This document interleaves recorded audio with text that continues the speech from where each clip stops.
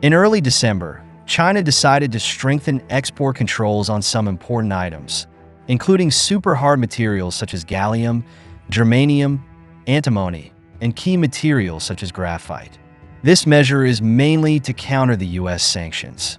But not long after, the relevant organization of American Active Anode Material Producers, composed of graphite producers in the United States and Canada, proposed a plan to retaliate against China. According to reports from Western media, North American graphite miners applied to the U.S. government, hoping to impose tariffs of up to 920% on battery metals imported from China in response to China's so-called unfair trade practices. However, it is worth noting that some professionals pointed out that such a move seems to be a blow to China's graphite industry, but in fact it may affect the domestic graphite industry in the United States, because simply imposing high tariffs cannot fundamentally solve the problem, but may ultimately harm the interests of American consumers. So, the question is, why did China suddenly impose export controls on the United States? And once the United States passes the 920% tariff bill, will it lose its own industry or China's interests? If you like our video content, please click to subscribe to my YouTube channel so that you can receive all our latest video content. Now let's get into today's topic.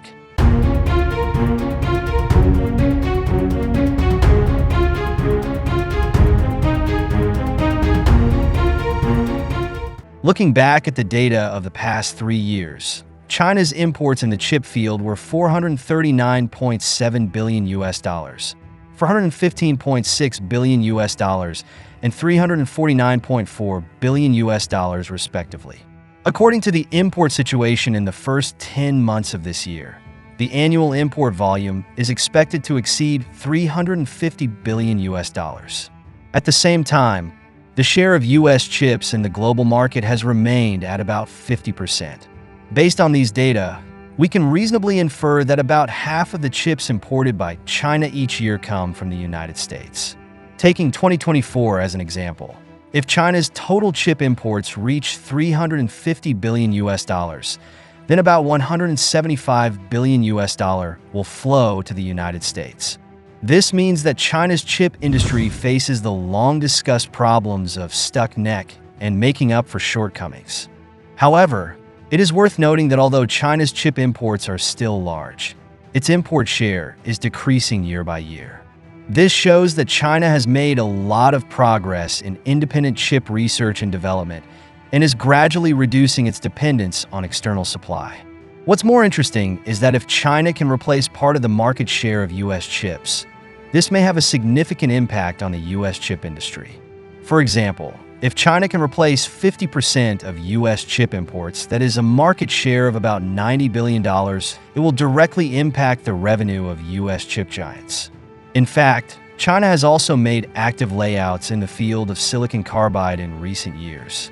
According to statistics, more than 100 Chinese companies have been involved in the silicon carbide industry, and by 2024, more than 50 silicon carbide projects will usher in important progress.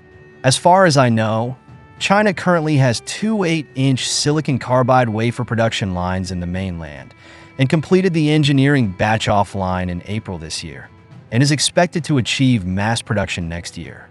At the same time, according to Trend4 survey, with the acceleration of the localization process, by 2025, China's wafer foundries will increase their production capacity by 6% among the top 10 mature process foundries in the world. However, in the face of the rapid investment of Chinese companies in the chip field, the United States has also been trying to restrict China's chip research and development through export controls. Previously, the Biden administration pushed countries such as the Netherlands, South Korea, Japan, Singapore, and Malaysia to join the sanctions against China in the name of the so-called Foreign Product Direct principle. It is worth noting that this year the United States also included 136 Chinese companies and 4 overseas subsidiaries of Chinese companies in the entity list. However, surprisingly, less than a day after the United States announced these control measures, China responded quickly by announcing the strengthening of export controls on dual-use items to the United States explicitly prohibiting exports to military users in the United States or for military purposes. This ban undoubtedly directly touches the vital point of the development of the United States. Despite this, facing China's tough response, the United States will naturally not choose to compromise. Just half a month later, Western media reported that an organization composed of the United States and Canada suddenly proposed a crazy retaliation plan. So, how did the United States fight back against China? According to my investigation, this retaliation plan was initiated by the American Active Anode Material Producers, organization composed of graphite producers in the United States and Canada. They jointly exerted pressure and intended to directly hit the Chinese industry by increasing tariffs. Western media reported that North American graphite miners requested the U.S. government to impose tariffs of up to 920% on battery metals imported from China on the grounds that China has so-called unfair trade practices. In a letter to U.S. officials, the organization stated that the current 25% tariff on most Chinese graphite products is already too low and Chinese competitors can easily cope with it. Even the U.S. President-elect Trump has repeatedly threatened to impose tariffs on Chinese products in general.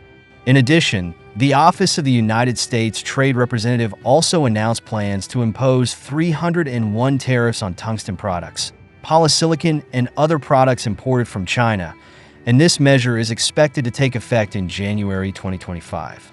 In fact, after North American graphite companies proposed these retaliatory tariff measures, many domestic professionals expressed opposition to this. Some people pointed out that unilateral tax increases not only fail to solve practical problems, but may bring more negative effects. Some experts believe that the accusations of North American graphite miners seem reasonable, but a closer look will reveal that there are many loopholes. The so-called unfair trade practices are actually just a weak excuse when they are at a disadvantage in market competition. More authoritative sources have analyzed that if the U.S. government really agrees to the proposals of these North American graphite miners, the ultimate victim is likely to be the United States itself, which will also directly harm the interests of American consumers. So, what is going on? As we all know, graphite is a natural soft carbon that plays an important role in many fields such as the nuclear industry and the military. It is also a key material for the production of electric vehicle batteries. Therefore, the U.S. move this time is more than just a simple trade dispute. According to statistics from the United States Geological Survey, China is the world's largest producer of graphite, accounting for 2/3 of the global supply. Although China has not completely embargoed graphite, it has implemented strict scrutiny on the export of graphite, which makes the United States very anxious on this issue.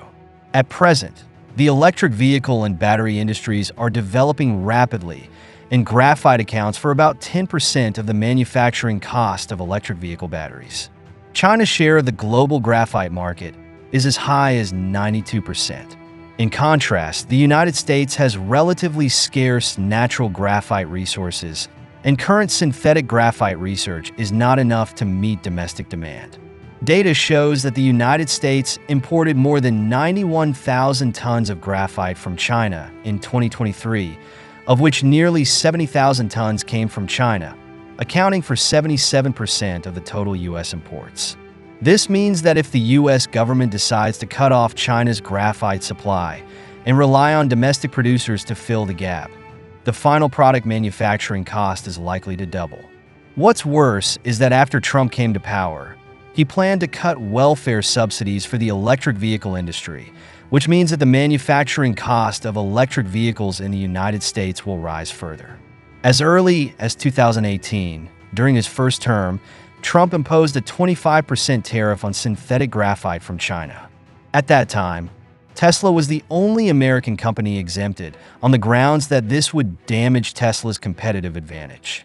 In February of this year, Tesla again requested an extension of this exemption, still on the grounds of failure to find a suitable alternative. By September, the Biden administration imposed 301 tariffs on Chinese products, covering 13 commodities including semiconductors, steel, aluminum, and key minerals. However, graphite was exempted, and the previous decision to impose a 25% tariff on Chinese graphite was repeatedly postponed and will not take effect until 2026. These measures fully demonstrate that the United States is aware that graphite is vital to the development of the United States. So it is almost impossible for the United States to get rid of its dependence on Chinese graphite and establish a new supply chain in the short term. In fact, North American graphite miners have obviously misjudged the situation. They believe that by creating public opinion and putting pressure on the government, they can protect local companies and hit Chinese competitors. But it turns out that this approach will only accelerate the division of the global industrial chain and make American companies more isolated in the international market. Imagine if a 920% tariff is imposed on Chinese graphite. To what extent will the price of graphite in the U.S. market soar? This is not just a simple price increase. It is more like a precise attack on the entire supply chain.